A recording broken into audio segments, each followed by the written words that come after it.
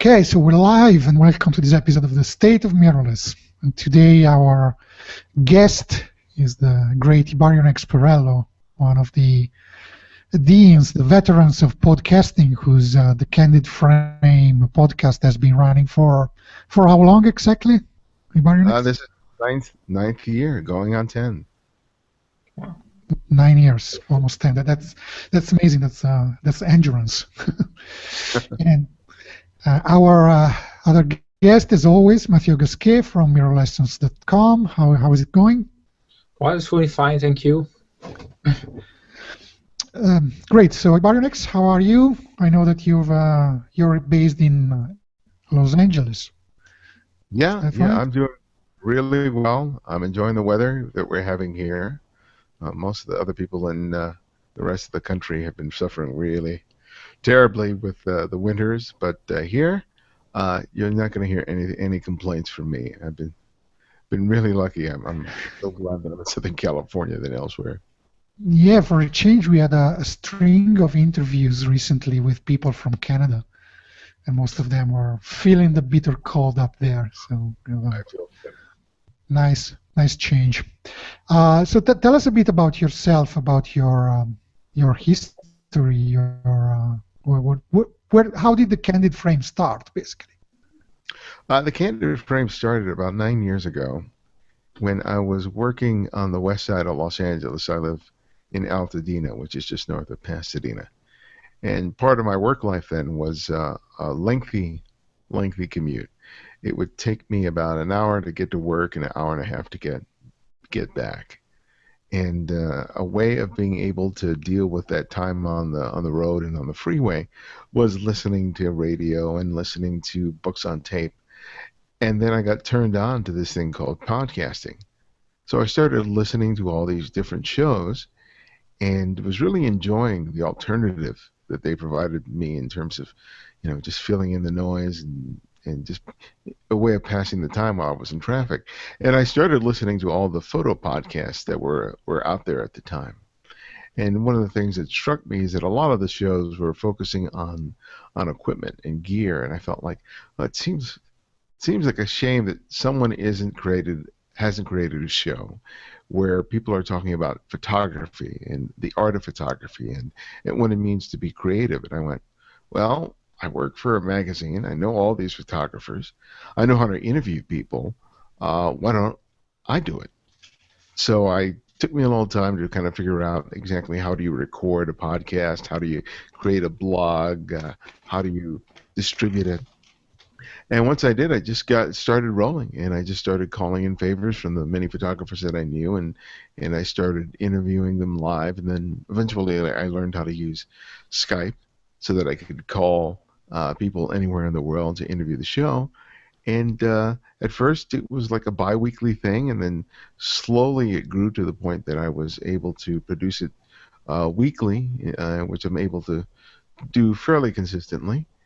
And just through word of mouth and some press that I would get every once in a while, people started discovering the show and specifically the conversations, and found them both informational and inspirational, and so we're still here. And you were already into photography back then?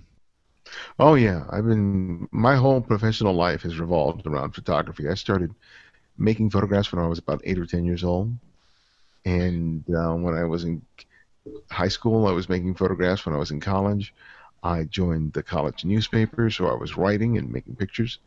And then after I graduated, I worked at Nikon for about 8 years as a technical support rep, and that job entailed answering phone calls about the equipment. So people would call the 1-800 number, which I think still exists, and I would answer whatever questions people had about the equipment, going back all the way to the 50s with the rangefinder cameras. So I had just this wealth of knowledge in my head about everything Nikon.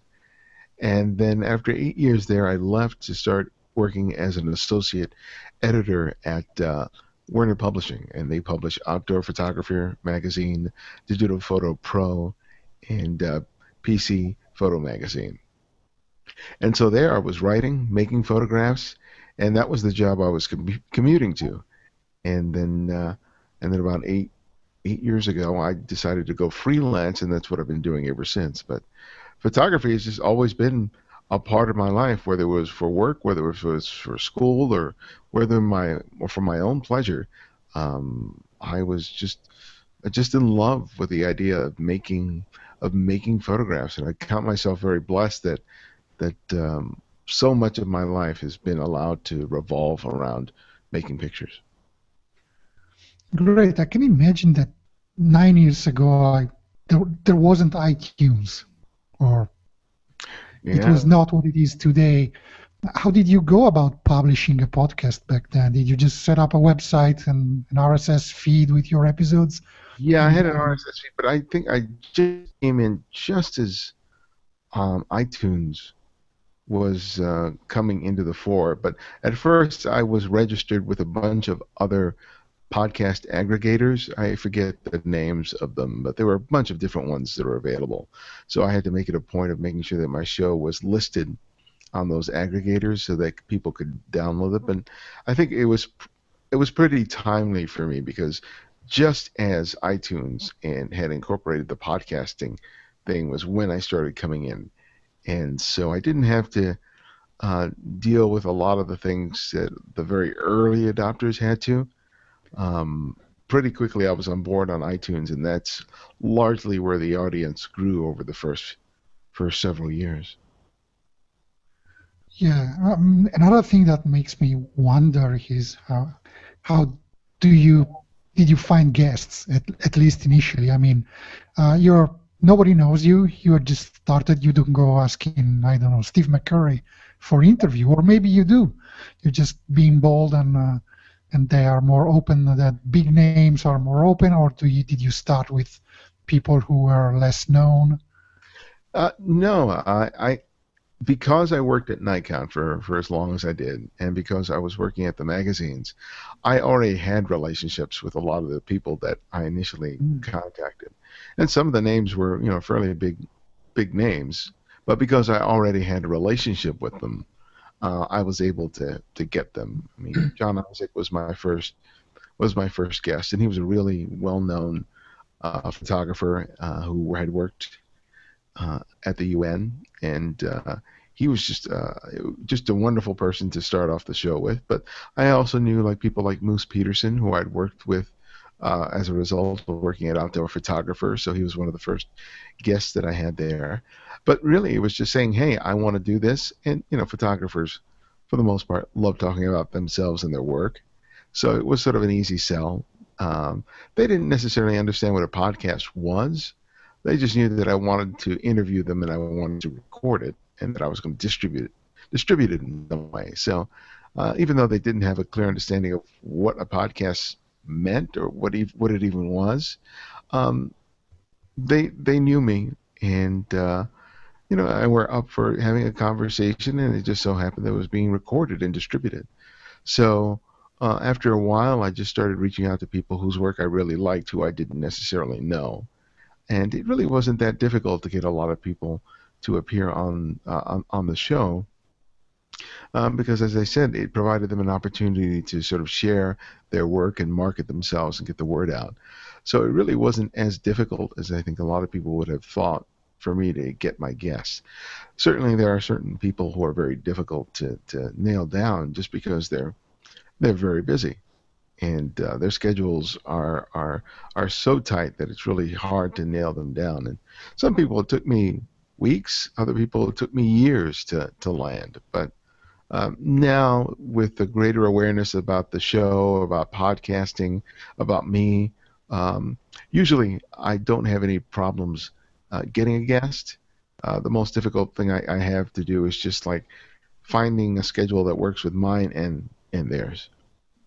Yeah, I can imagine. Any interesting mishaps that happened at the beginning, like doing a whole interview and then discovering that you hadn't recorded it properly? Oh, yes. Yeah, I had that. I had I was interviewing a subject, and the files something happened to the files twice. So the first time it was either gone or corrupted, so I asked her to do it again, and then the second time something else went wrong, and I had to ask her a third time. But she was very, very sweet, and thankfully, we really enjoyed talking to each other. So that made it easy. But yeah, I mean, when you're learning something like podcasting or anything new, you're bound to make mistakes. And the thing was, it was being done very publicly. So when I would have troubles, it was very obvious to everyone. But I think that a lot of people stuck by me and stuck by the show because of the content, because they were hearing something that they weren't hearing anywhere else, and that they found that that the conversations that I was having with photographers was really inspiring them, and really helping them in their own journeys as photographers, whether they were just beginning, whether they were intermediate, or whether they were pro photographers. They were getting a chance to listen in on conversations from people that they never otherwise would have access to. Even if you subscribe to a bunch of photo magazines, a lot of the people that I interviewed were people who just wouldn't end up in the magazines just because they weren't part of the usual suspects that get interviewed over and over and over again. So I think that the variety of people, the different skill levels, experience levels, made the show that much more approachable, and allowed people to be tolerant of my learning curve as I started trying to figure out how to improve the audio quality and all these other things. How the podcast evolved since you first started? I mean, did you implement new ideas because maybe someone suggested it, or after having some experience in interviewing different photographers, or the podcast today is still very similar to the first one you did? Yeah, I think my show is, if you listen to the show now and you listen to it back then, in terms of the format, it's pretty much the same. It's just me sitting down having a conversation with someone about photography. I've made some different changes in terms of the blog and the website. I think there's probably been more changes there than anything else. But in terms of the content itself, no, I think we've been pretty true to the spirit of what we're trying to do from the very beginning. And I think if anyone notices a change, it's just that I've grown more and more comfortable as an interviewer than at the beginning. So now it's as automatic a thing for me as taking pictures or driving a car. I have an approach, I have a technique that really works for me, and I've gotten better at it, and it's just become a part of the feel of the show. So I don't imagine my changing the show in any way, because it works the way it is. And what I tell people a lot is that I'm trying to create a show that I would want to listen to. Mm-hmm. So the duration of the show, the overall feel of the show, the conversation, the fact that it's audio rather than video, all plays into what I would want. And as a result, there are just tens of thousands of people out there who luckily want the same thing as I do, and enjoy it and appreciate it and spread the word. So it's not broken. I'm not going to try and fix it. Yeah. Well, we certainly do appreciate it. Is those interviews sometimes helping you find inspiration for your work as well? I mean, I can imagine interviewing so many different photographers. Are those interviews sometimes have some kind of impact on your job as well, or when you take?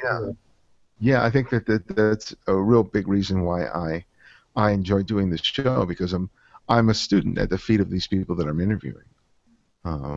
And whether they've been shooting for more years than me or less years than me, I always have a takeaway from every conversation. It's like, oh, wow, that's something I never thought about, or that's something that's going to influence the way that I make pictures or look at my photographs or consider in terms of my career. I mean, we touch on so many things, not just about making pictures, but leading a creative life or trying to maintain a business, that practically everyone I've had on my show I've learned something from.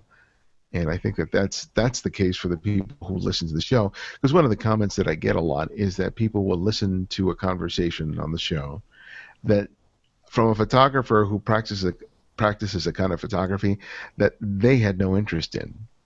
but they nevertheless get something from the conversation.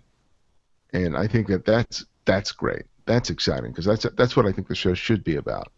That it's not about what type of photography a particular person practices.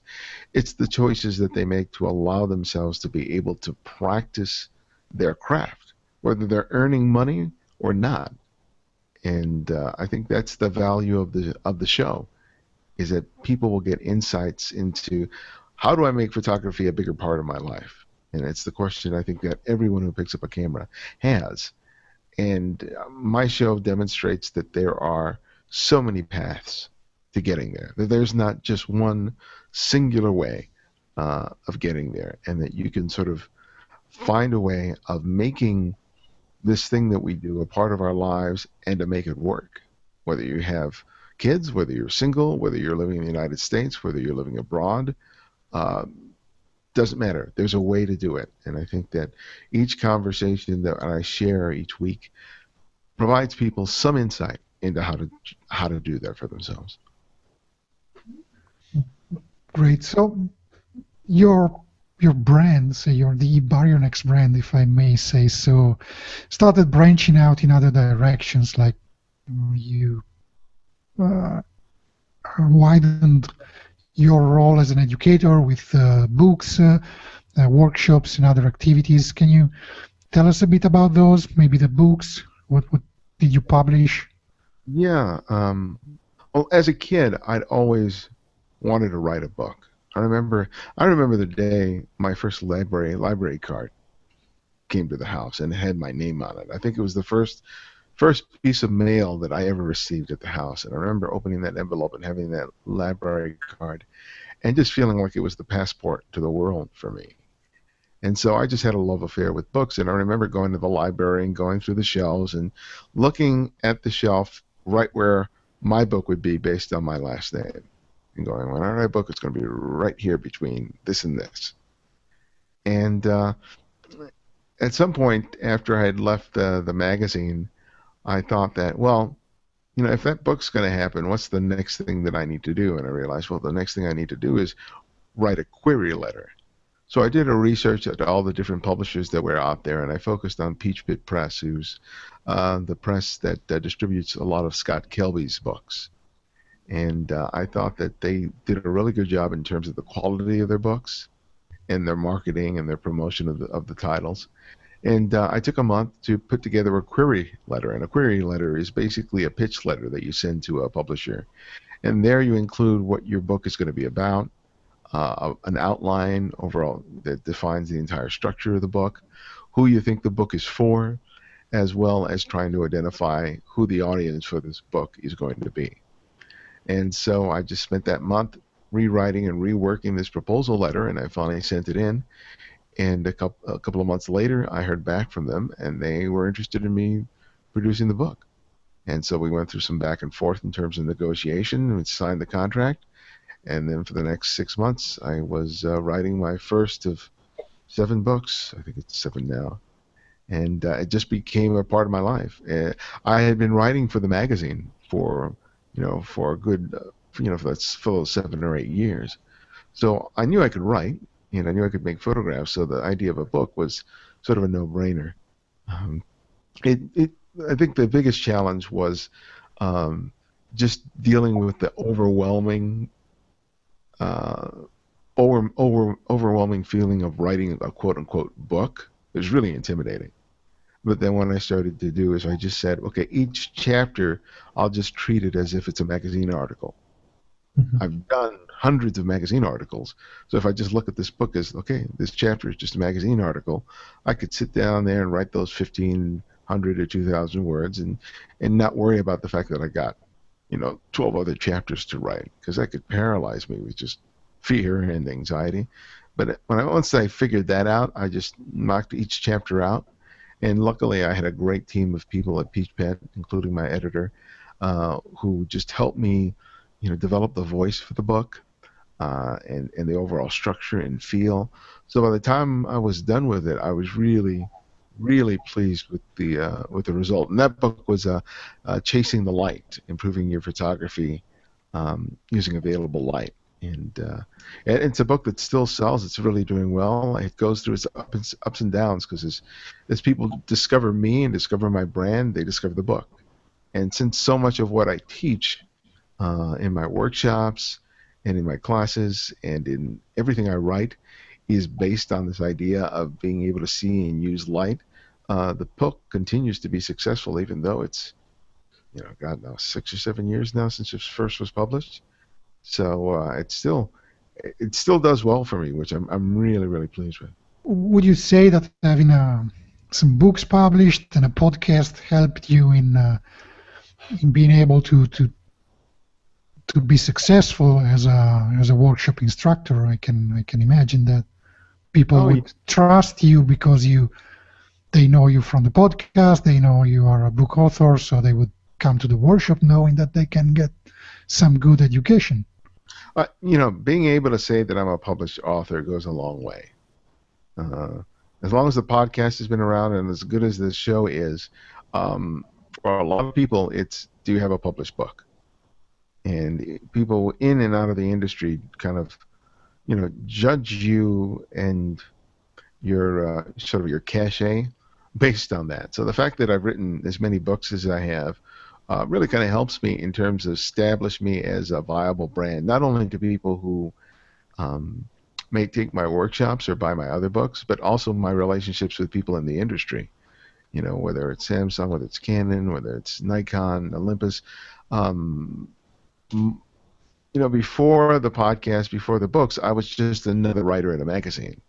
And even though I had a byline there and I had some name recognition that went along with it, it wasn't until the podcast and the books that my sort of cachet went up, and I was able to leverage that into other opportunities.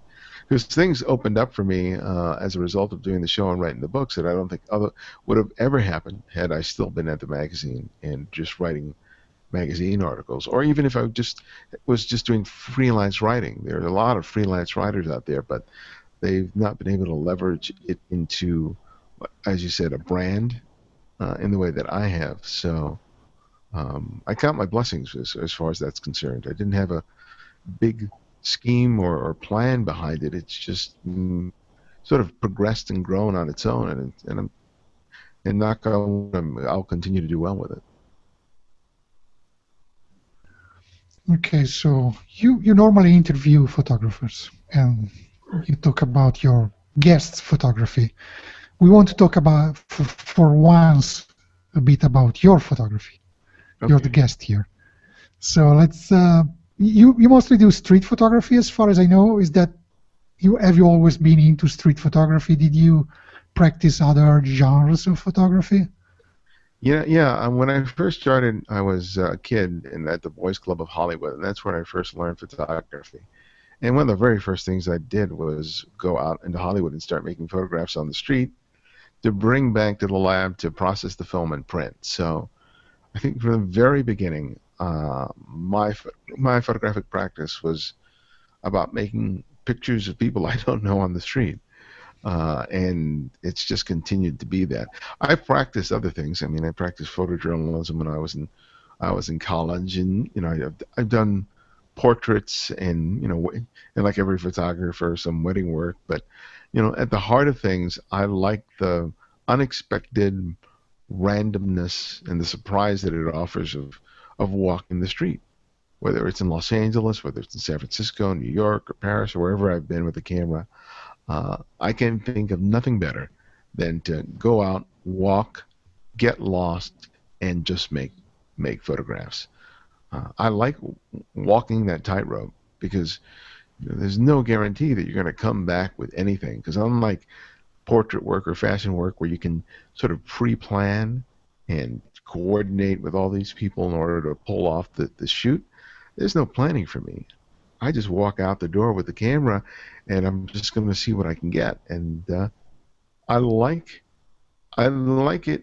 I like it because I think when I succeed, it seems like I succeed against all odds in terms of making images on the street, because there's so much randomness, so much chaos that's happening around me all the time, that being able to look at a scene and to break it down in terms of light, in terms of color, in terms of setting and gesture, and to make something within a fraction of a second that people will respond to, I think is a challenge, and I'm so excited when I succeed, because when I see the picture, I know I've got it, and my heart starts to, race, and I'm having so much fun being able to do that.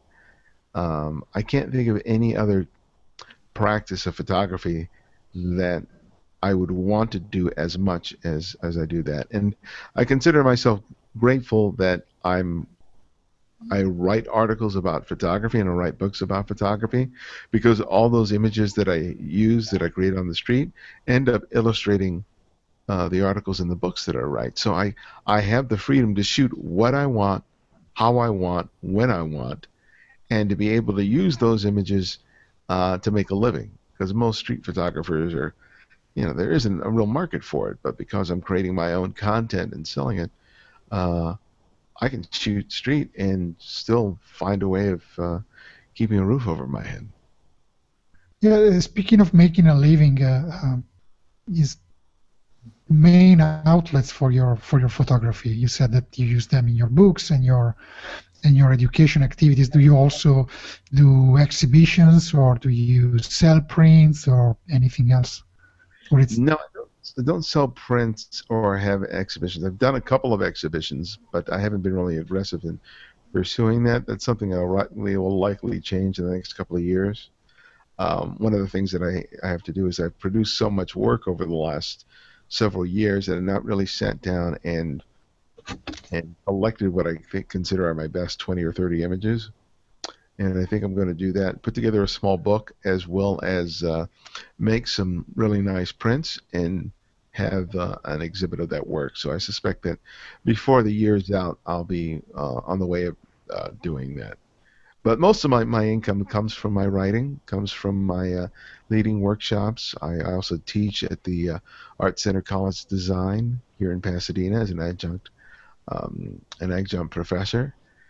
And and thankfully the podcast earns me some revenue, and that will likely be increasing in the next couple of years with some changes that we're making. And we're just building our empire, in which we're taking all that I've been able to build with the show and really sort of leverage it, because I think that people have appreciated what I brought to the table in terms of learning photography. And I think we're just making a more considered effort to produce more content, more events where people can come and study with me and develop their skills for photographers, as well as, meet other people who are like-minded. Some photographers are just happy talking about equipment all the time, but I think that the people who listen to my show are really eager to become better creative artists, become better photographers. And everyone who's ever studied with me has kind of discovered not only a better way of doing that, but they've also been able to connect with other people who are like-minded. And as a result, I think it's something that's valuable for both them and me. And creating a business around that, I think, is just a good way to go, because I will get to have a business in which the work that I have to do is something that I look forward to every morning when I wake up. And whatever years I have left ahead of me, that's what I want. I want to create that kind of opportunity for myself and for other people. Well, don't worry, we will talk about gear soon. So. Just in case you were worried that we would not talk about gear, or that we would talk about gear, but we will. Mathieu, do you have anything to add? Any questions? Just what is your, and somebody who is basically doing more or less what Ibarionex is doing, like building a living out of photography education, out of having a website, a blog where you do, it's a bit of a different perspective, but you have a website, you do reviews, you educate people on photography, more gear oriented than art, but still it has its own space in the industry. Do you have anything to add? Well, no, I think that what you said is really interesting. But the interesting thing for me is that, as you said, yes, I write a lot of reviews about gear. So I guess in the last 2 years, I really tried so many cameras, while before I was just using one camera for 3-4 years, and testing so many cameras actually made me more interesting in photography in general than just gear. I mean, at the beginning, I was thinking that I would somehow become too gear addicted, and in a way, I still am, because of course, running a website like Mirror Lessons means testing a lot of gear, means knowing a lot about specs and stuff like that. But it also allowed me to get to see a bigger pictures than just which camera you're using, which sensor do you have, what is the ISO sensitivity you can get, etc., etc. And that's what I'm trying to communicate as well behind the review, behind the technical aspect, and the quality is, in the end, it doesn't matter which camera you're using. And what's interesting is also a lot of people, of course, asking me, should I get this Sony camera, should I get this Fuji camera, what is the best between this Olympus and Panasonic camera? And it's and I always I always answer with a question. The first question is, who are you? What kind of photography do you want to do or are already doing? What is your style? Show me some pictures, because it helps creating some kind of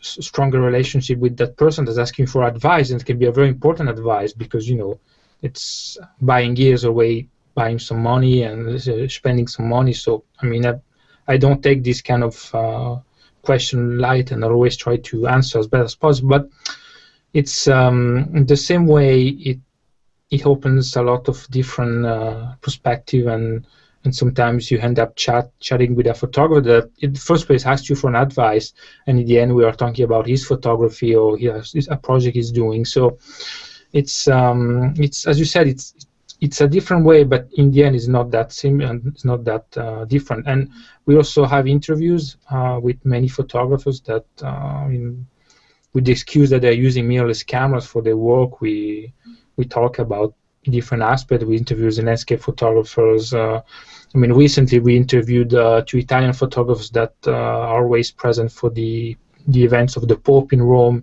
and that was interesting because they gave us some very nice and actually different kind of feedback about how easy to photograph this kind of event. So, it just, in the end, reviewing cameras is just a pretext and an excuse to talk about photography and show different examples and different stories.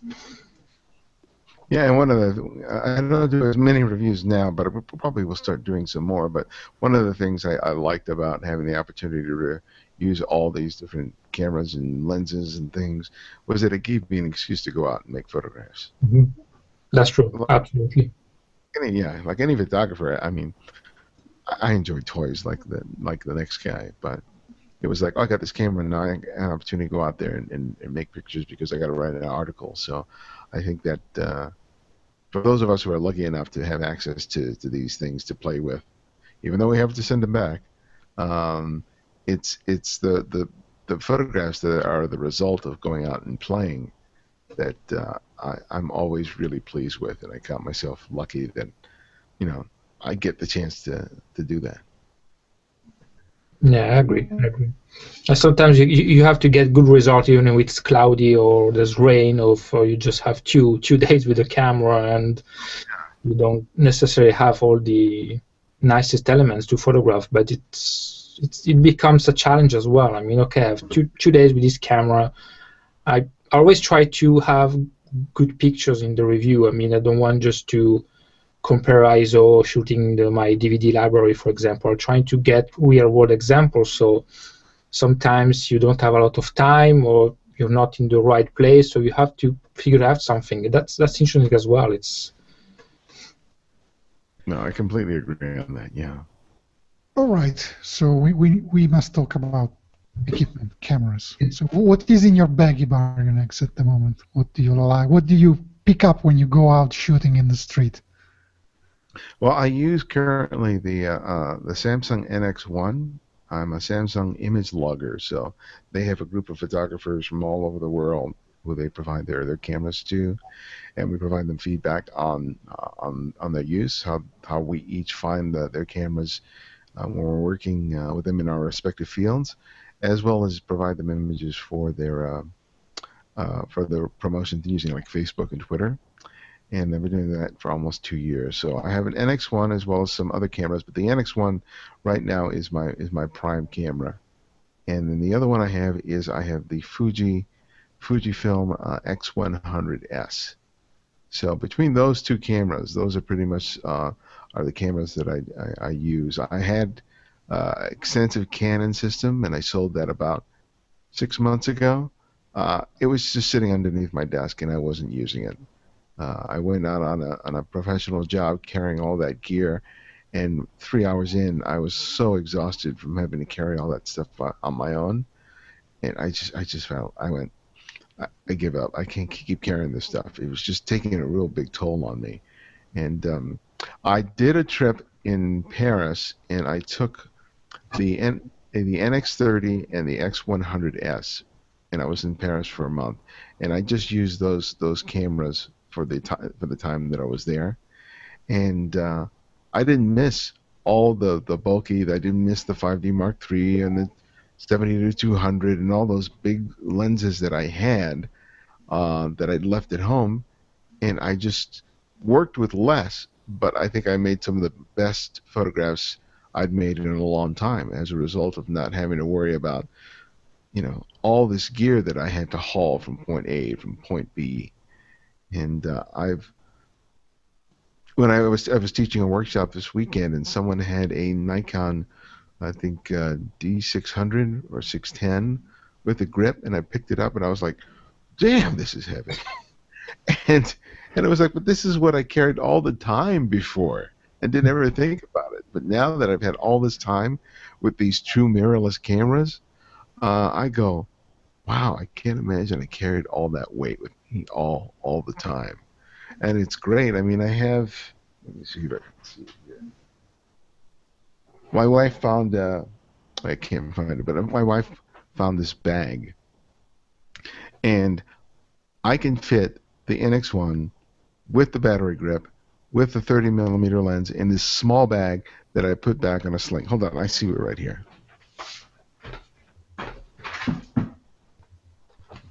See? Mm-hmm. She found these.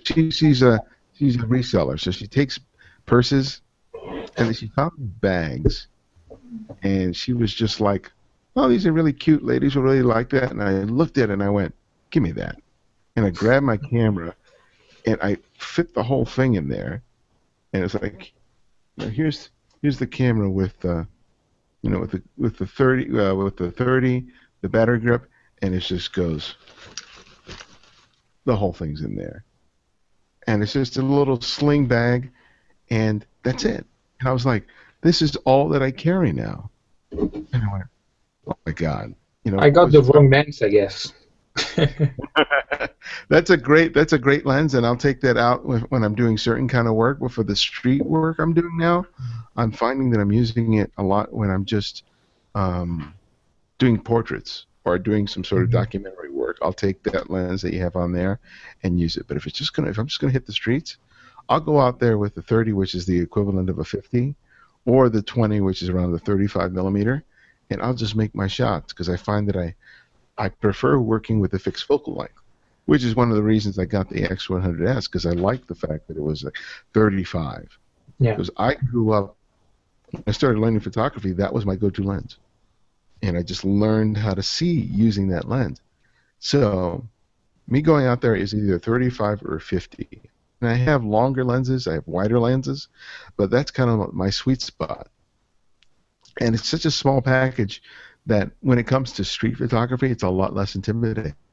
I mean, I used to go out there with the 5D Mark III with the 24-105 lens. This big hulking monster that immediately called attention to itself. Even if I wasn't raising the camera to my eye to make pictures, people are like looking, who are you with? You know, what are you shooting here for?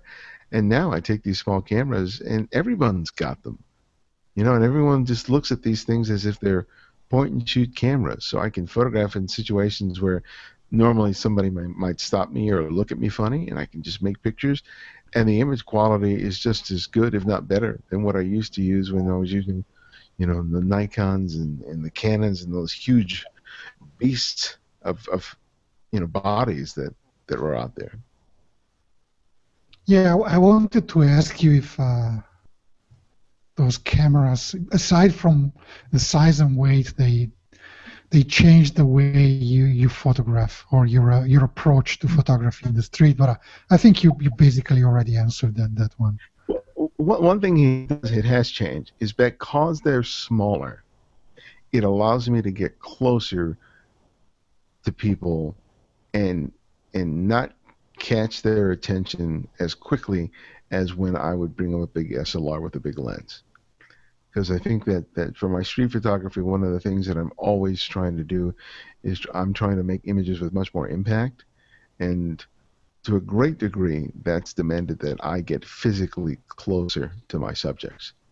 And having a small mirrorless camera, particularly a camera that is incredibly quiet, as both these cameras are, I can get within a couple of feet of someone, make my shot, and they don't even know I made their photograph. And that's invaluable to me. I could never have done that with a 5D Mark III, where you get that mirror slapping, clunk, clunk. You know, I make that one shot, and all of a sudden everybody's aware that I'm making a photograph. But now I can bring this camera up, and I can just start shooting frame after frame after frame, refining my composition, trying to make the photograph work without anyone knowing that I was doing it in the first place. So in that respect, yes, the mirrorless cameras, the small size, but most importantly, how quiet they are, has allowed me to make pictures that I don't think I could have made with a DSLR. Yeah, in this respect, I want to tell you a story. Like 3 days ago, I was in London, and I was in the morning. I was walking along Westminster Bridge. And there were a lot of people there. They were playing those 3 cups in a ball game, you know, where you have 3 cups and there's a ball underneath one of them, and the guy is moving them around and so on, and people bet where is the ball and so on, which is obviously illegal.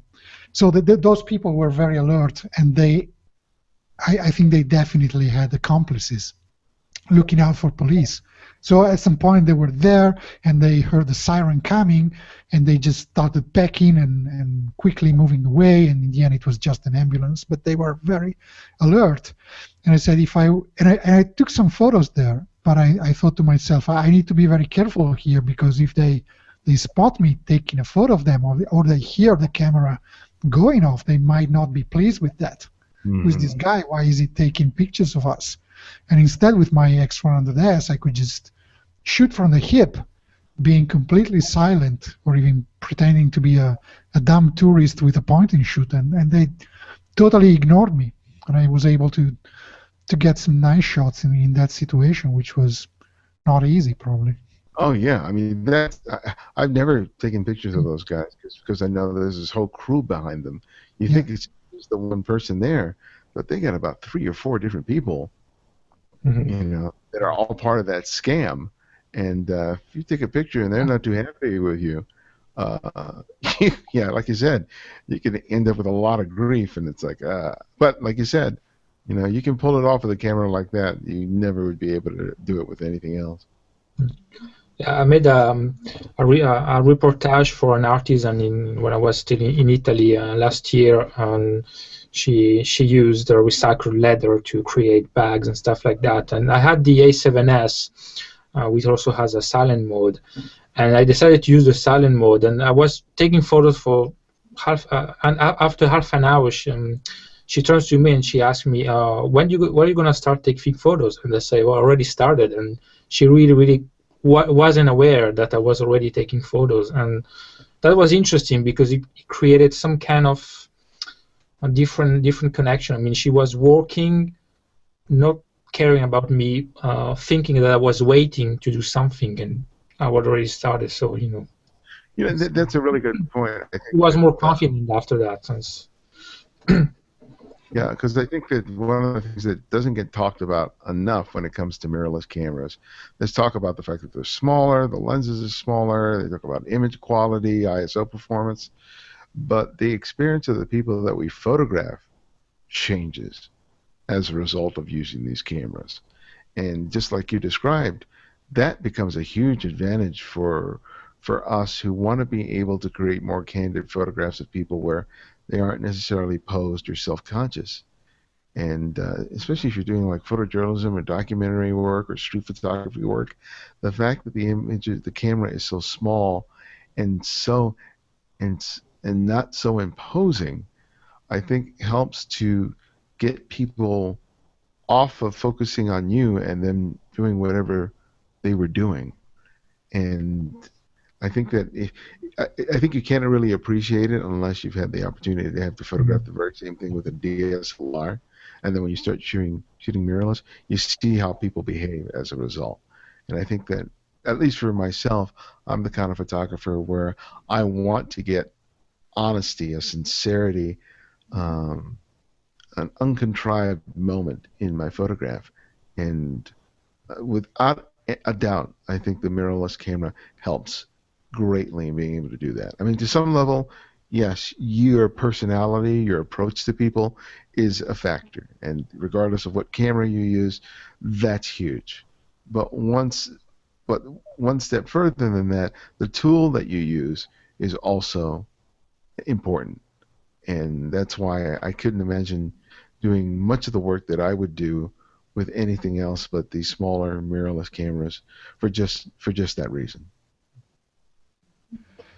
Okay, we are almost at the 1 hour mark here, and this has been an awesome conversation, and I would like to keep talking with you about all those topics, but we need to come to a closing. So if you have anything else you would like to add to tell our audience? I think it's as exciting as all this equipment and mirrorless and it really comes down to making the time to go out and shoot and make photographs. And I know it can be very hard for people to do that with their lives and their families. But if you're listening to this podcast, you obviously have a passion for it. So as great as shows like yours and mine and others are, it's really going to be about you going out there and making photographs and not waiting for a vacation for it to happen. So, get camera and just take it with you all the time. Make photographs. Enjoy the process and enjoy getting better as a result of shooting more and more and more. The mirrorless cameras and all these other cameras provide us an opportunity to carry the cameras in a way that we wouldn't do before. And if you have one, have it in your bag, in your coat pocket, in your purse, and even when you're on your lunch break or on your way to walking from your car to your office building, whatever it is, just make pictures. I mean, it doesn't have to be hundreds and hundreds, but just get into the regular practice of making photographs, and you're going to see that you not only enjoy photography that much more, but you'll see yourself getting better and better. Great advice. So where can people find you online? They can go to thecandidframe.com, and there they'll find all the episodes of the show by which they can stream it off the computer. They'll also see a gallery, a portfolio of my own photographic work. And with respect to the show, if they want to listen to it on a tablet or their phone, I have an app for the show that they can get for Windows Mobile, Android, and Apple iOS, and it's free. And then you can download the entire archive of the interviews that are on the show. And then lastly, one thing I'd like to promote is that I just wrote an ebook on street photography. It has what I consider the 10 essential tips for becoming a better street photographer. And that's available for free. So if people go to the website, they'll find a link for it, and all you have to do is sign up for our email list, and you'll get this PDF book for free immediately. So I think I got it. I still have to read it, I will admit it. I've got too many ebooks to read, but yours is next on the list. I read your other free ebook about shooting strangers, and since that's something that I've been doing for a while, and I might start doing it again soon.